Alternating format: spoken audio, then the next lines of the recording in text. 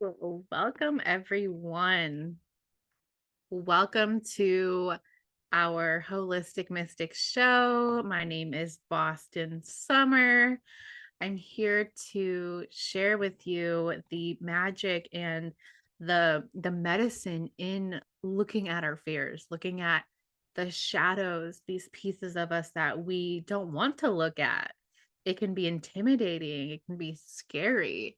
And a lot of the times we find that we don't really like what's there. We want to look away and pretend that we are the utmost best version of ourselves all the time. And we know though that that is not true. That's not realistic. And so if you're here today, we're going to be diving into this topic of making friends with our fears because ultimately they show us our true path. So if you're here, if you're watching live in our Facebook group, drop a hello. I want to see you guys on here. Take up space, let yourself be seen. And then if you are watching on YouTube, go ahead and drop a hello in the comments as well. If you want to watch us live in our Facebook group and get your questions answered, that link on my YouTube is in the bio to join us in our Facebook group so that you can be here with us. But however you found us, welcome. Hello, Micah. Hi, Delana. Let's just dive right in. So, if you want to navigate life with the most least resistance, type me in the comments. We are all born with certain lessons that we have to learn in this lifetime. Our fears are just teachers showing us the way to our true path. So, like, I remember back in 2000, it was 19. I had panic attacks every day, every single fucking day for 2 months straight. I thought I was dying. I mean, I literally went to the hospital and I asked my doctor, like, what's going wrong? Like, I feel like I have all these heart issues. And he was like, straight up, no, you just are anxious as fuck. I was like, okay. He was like, what do I do? And he's like, meditate. I'm like, yeah, I meditate already though. Like I had to I had to find it within myself a solution, and I knew though like whatever it was that and I know now what it was that triggered that. My grandma had passed and I hadn't had such a close experience with death like that. And I had to look at that. I had to look at my own mortality and I had to look at my thoughts around death, and it was this whole like cascade effect. And let me know in the comments if you've ever experienced something like that where your fears were so overwhelming and they felt like they were controlling your life.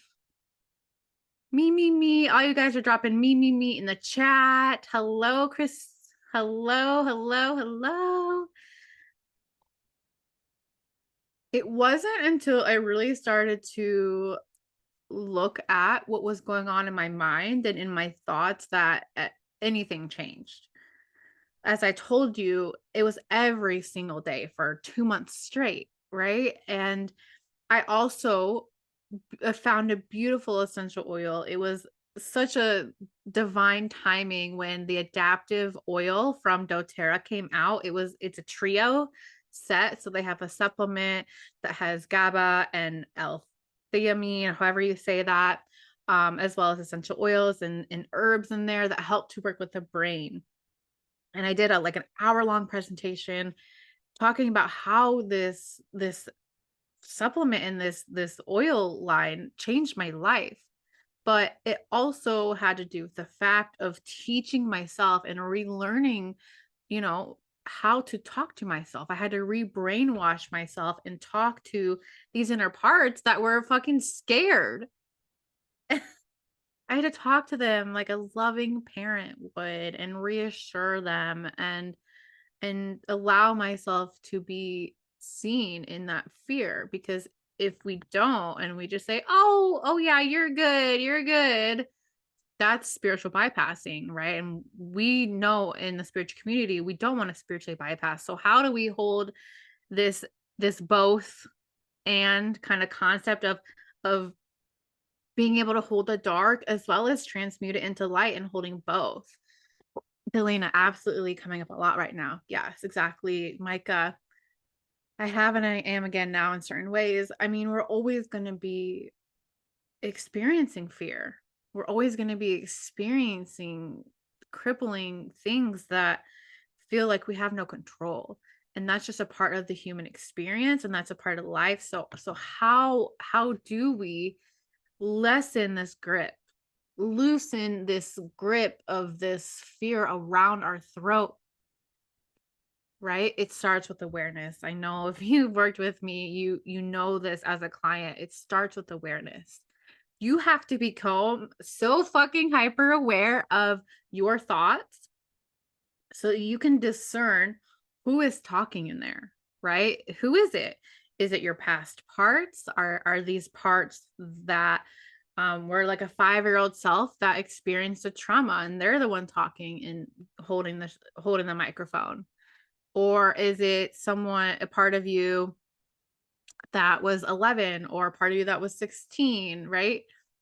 Is it your sovereign self? Is it your inner critic? Is it your someone in your family who has the microphone and they're the one reeling in on you inside your head, right? Or is it the divine? And this is a really beautiful thing to start becoming aware of. I love this practice of speed journaling. Let me know in the comments if you've ever done speed journaling, because what happens with speed journaling is that when you are asking questions about what you think about what's going on in your life, you write it out, and then you are writing so fast you're not filtering, you're just seeing what's coming out, and you'd be so surprised that, like, wow, I didn't know I thought this about myself, or wow, I didn't know I thought this about myself. And you get to start to be able to discern, and you get into a habit or a practice of being able to discern who's talking in there. Because if you don't become aware, then you can't make friends with your fears, or you can't make friends with whatever's coming up, because you don't know who you're being friends with. The second thing is, if you want to learn how to cultivate emotional resilience so that you can feel in charge of your life, you you understand that when you've gotten good at this first piece of the awareness, right, now you can bring in the alchemizing process. If you skip the first piece, then you won't be able to receive messages about something real or something that's just a shell of you, right? Like, you won't be able to discern, is this person who's talking right now and they're afraid of, I don't know, maybe bills coming, and is that going to be someone that you let hold the microphone? Is that going to be someone that you let control your life? Or are we going to get in there and do our best work and like my mentor says, priestess yourself, become the healer that you need, that those little parts need, and reassure them and talk to them and unpack why they're afraid. If you don't do this part of really understanding what's there, then it's hard to move into any kind of acceptance. And ultimately, acceptance is how we heal.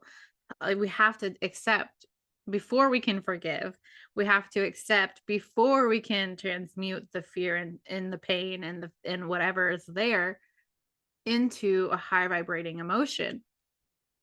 So we have to break through this illusion that this fear is not you, is this fear is something that is separate than you, because ultimately it's we all have our dark parts and we all have our light parts, and so we have to you know move into a space of acceptance that it's there, and then we can do something about it. Does this make sense? How's this landing for you?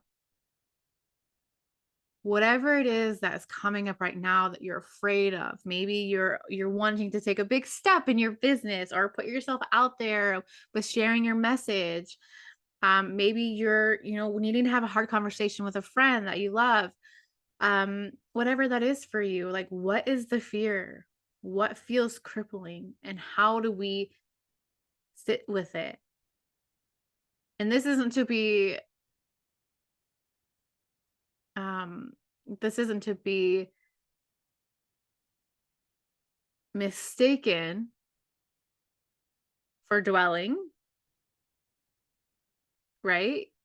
When we dwell on something, our fear, we kind of go into this spiral effect, right? This spiraling downward of all of our emotions, and then it just gets into be a black hole. That's not what I'm talking about when I say sitting with it. I want to plant a seed of unblending. In IFS, we call it unblending.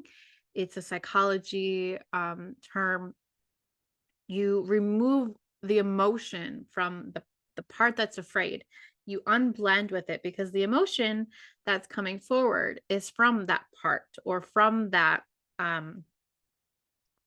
voice in your head that isn't your true highest self. We have to unblend from it so that we can look at it. But when we're so blended within it, then we can't separate ourselves from it, and it just consumes you, right? Because it's attached to you. And we have to learn how to unblend, look at it, ask what it needs, allow that part to unpack. Why is it scared? What age is it? How can we help it? What does she need? What does she want? A lot of the times it's just to be listened to, or maybe there's some justice that needs to happen inside that memory. You can actually go inside your memories and talk with it, but that is a really specific technique. I would work with a practitioner with that. If you're interested, please message me or email me.